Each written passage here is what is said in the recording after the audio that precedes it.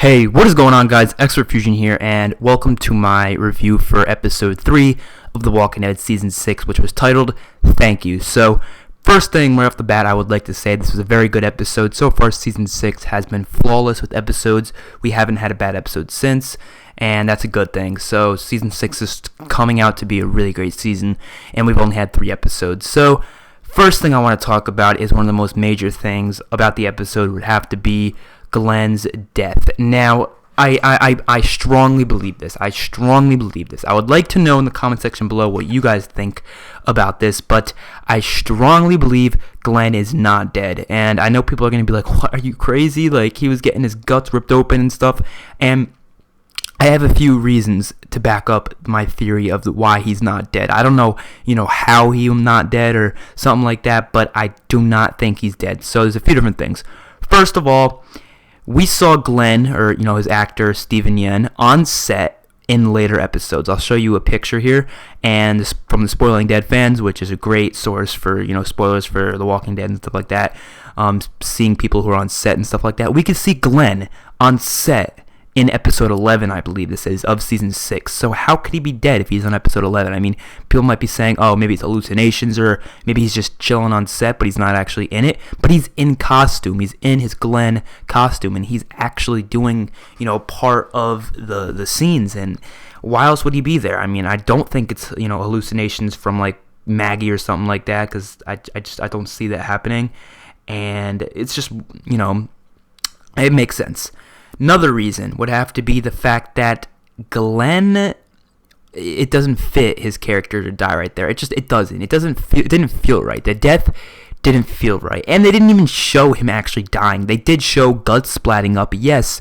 But you know what? Nicholas fell on top of Glenn. Maybe that was just Nicholas's guts or whatever was getting pulled out of that body. And then we see Glenn screaming. People are saying that. Well, who wouldn't be screaming if there's a guy getting his guts eaten out right in front of you? I would be screaming, even if you're not the one being eaten.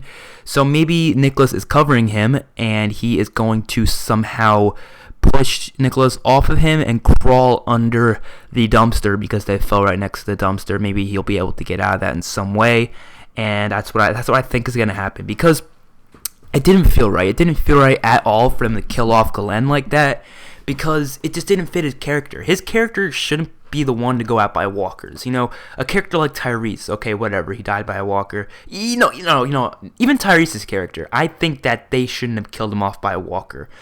That was a bad example on my part, but T-Dog is a good example. He's a character that, yes, you can kill by a walker and it wouldn't really matter. It's just to show that, yes, walkers are still dangerous and that they are still a big threat.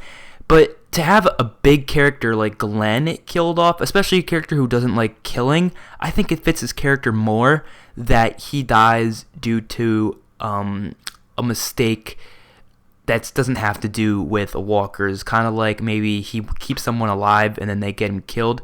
And I guess that kind of fits with this because of the fact that he let Nicholas live and Nicholas, kind of got him killed. But I didn't mean it in that way where accidentally, because obviously Nicholas didn't mean to kill Glenn. He just meant to shoot himself and then fall down and Glenn be fine and somehow get out of that alone.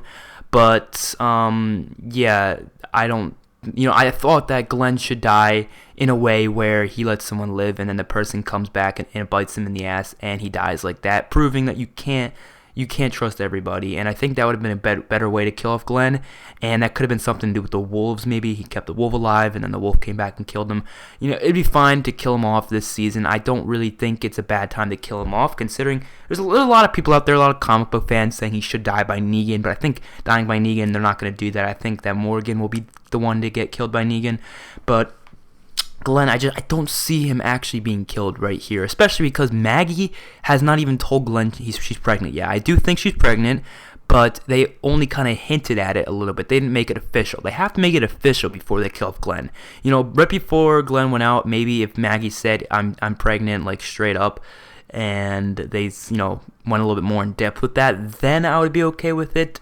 But how they did it, I don't know. I didn't like it, and I don't think The Walking Dead would stick with it. Another reason. Okay, I have another reason.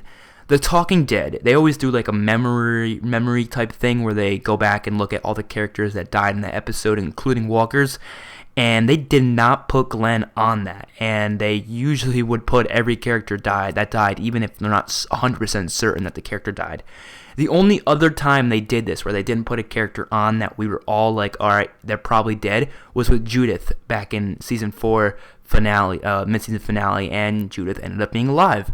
And they didn't do it this time, and they even talked about it. They said, we strongly hope and believe that Glenn is still alive. And you might just be like, okay, they're just saying they think Glenn's alive. Doesn't mean Glenn is alive, but The Talking Dead works with The Walking Dead. I'm sure The Walking Dead, they want us to think, AMC, they want us to think that Glenn is dead, yes, but they don't want us to be 100% certain. So they're putting these little tidbits out there, to give us, to make us think that maybe he's alive. They want us to have conversations like this to see if he's alive or not.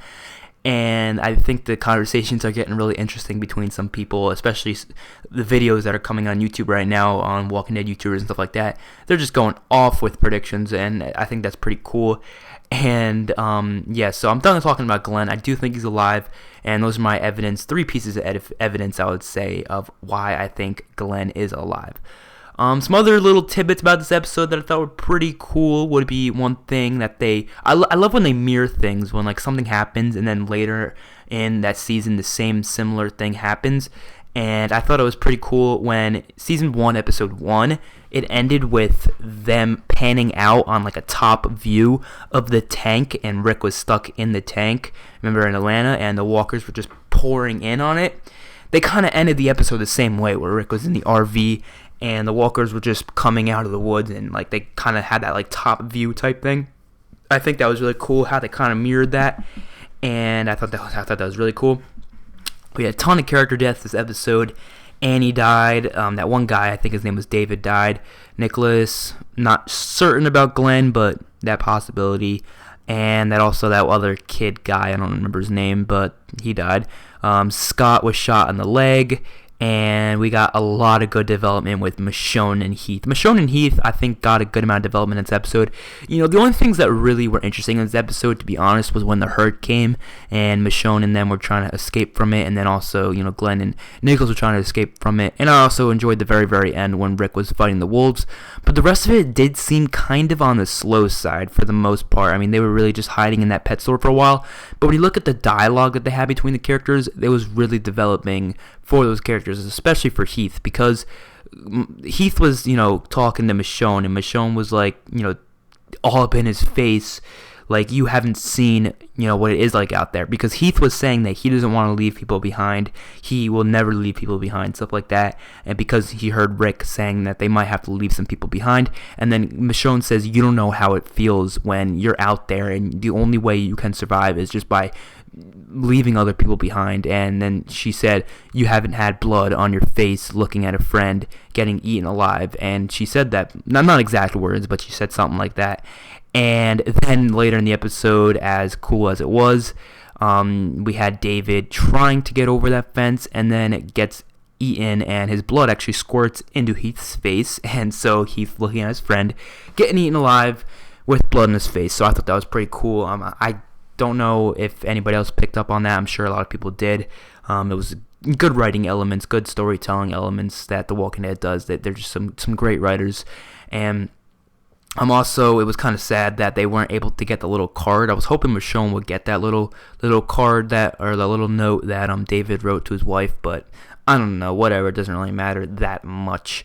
We also got that one scene where Rick cut his hand on that machete. People are like, oh, was Rick bit? Oh, is he going to have to cut off his arm? No, he cut his arm on that machete. Doesn't mean anything. There might be some Walker blood on it, but it doesn't mean it's going to kill him. It's not going to infect him. I doubt it. It's a little bit of Walker blood. I don't think it'll kill him, but people just keep throwing their theories out there. But that was pretty much the consent of the episode. That's pretty much all that happened on the groups that we really saw. We did get to see a little bit of Daryl, Abraham, and Sasha, but not much. Just them driving, trying to bring the herd out. And that was pretty interesting. Next episode is a 90-minute episode, which is going to be really cool. But I'm not too sure if the episode is going to include anything other than Morgan flashbacks. I know there's going to be a lot of Morgan flashbacks in the episode. I'm not sure if it's going to be the whole episode or just some of it, but we'll have to wait and see. So hopefully you guys enjoyed the video. I'll see you guys on my next one. Peace out.